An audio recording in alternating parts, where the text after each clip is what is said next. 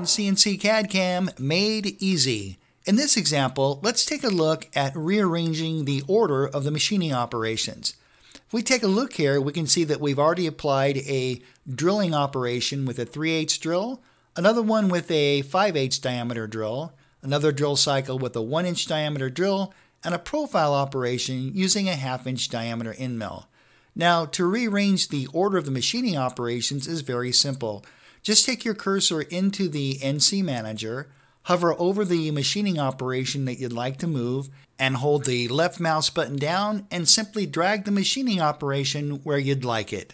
Let's do that again. How about we take the drill cycle with the 3/8 drill and drag that to the very end. Reordering machining operations within OneCNC is very simple and very efficient.